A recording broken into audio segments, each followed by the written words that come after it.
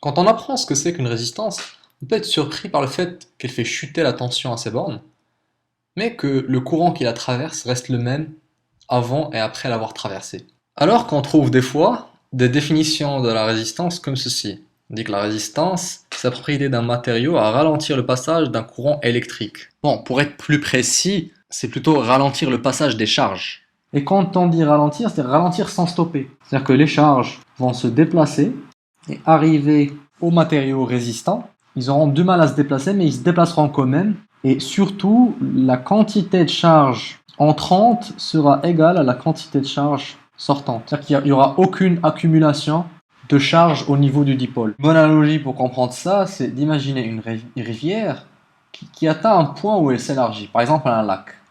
Voilà, on avait la rivière qui arrivait dans ce sens, qui remplit un lac, puis qui en ressort. En régime permanent, c'est-à-dire quand la rivière aura fini de remplir ce lac et qu'elle poursuivra son cours, quand la hauteur du lac sera stabilisée, la vitesse de l'eau en amont est haute, ainsi que la vitesse en aval. Donc ces deux vitesses sont assez hautes. Par contre, la vitesse de l'eau au milieu du lac est très faible, c'est-à-dire vitesse faible. Par contre, vu que la hauteur du lac ne varie pas, la quantité d'eau qui passe par minute en ce point-là est la même qu'on retrouve en aval. Et l'analogie à faire, c'est que cette quantité, donc le débit, c'est ce qui correspond au courant et qui est conservé en régime permanent entre l'amont et l'aval.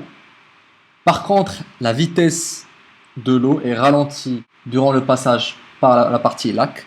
Et donc l'analogie, c'est de voir le courant électrique comme un débit et la vitesse de passage des particules électriques comme la vitesse de l'eau. On comprend ainsi pourquoi les particules électriques sont ralenties dans la résistance, mais le courant d'entrée est le même que le courant de sortie.